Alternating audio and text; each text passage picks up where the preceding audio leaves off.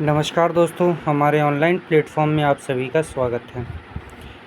अगर आप चैनल में पहली बार आए हैं तो अब सब्सक्राइब अवश्य कीजिए और शेयर करिए।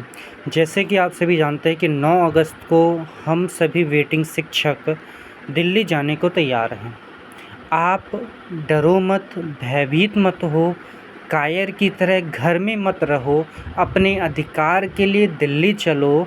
2-2 परीक्षा वाले वर्ग के वेटिंग साथी या अभ्यर्थी दिल्ली चलो।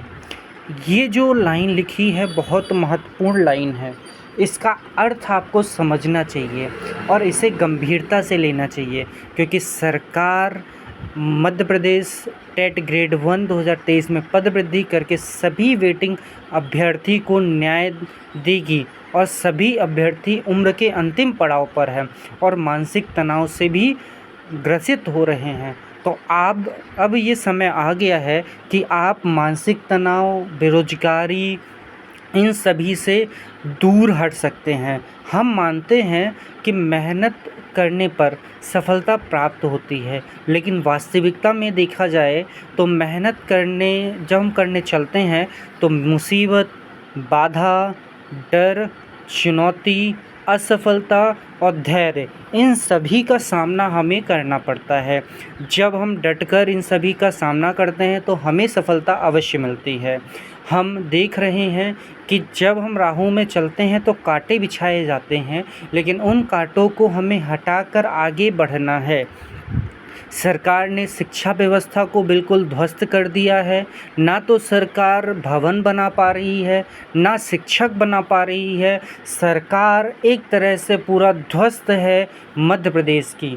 तो आप अपने अधिकार के लिए, अपने स्वाभिमान के लिए, अपने भविष्य के लिए जागिए और 9 अगस्त को बढ़ चढ़कर दिल्ली में हिस्सा बनिए, क्योंकि आपकी संख्या बल ही पद वृद्धि कराएगी और जो जो दिल्ली पहुंचा है उसको उसका अधिकार ज़रूर प्राप्त हुआ है। इसलिए आप सभी से मैं आशा कि आप सभी इन बाधाओं को पार करते हुए अपने अधिकार के लिए दिल्ली अवश्य आएंगे। जैसे कि आपने कल देखा, चंद्रशेखर आज़ाद रावण जी ने लोकसभा में शिक्षा और शिक्षक के लिए अपना वक्तव्य दिया और लोकसभा अध्यक्ष का ध्यानाकर्षण किया।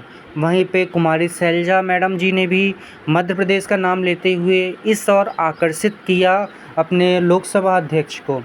तो ये आपका अधिकार है। इस अधिकार की लड़ाई में आप डटकर सामना करिए।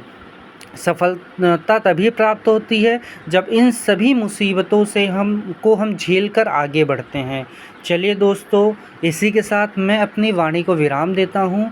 कमेंट में अपना समर्थन कीजिए और ज़्यादा से ज़्यादा संख्या में दिल्ली आइए। तो इसी के साथ मैं वाणी को विराम देता हूँ। धन्यवाद। राधे राधे।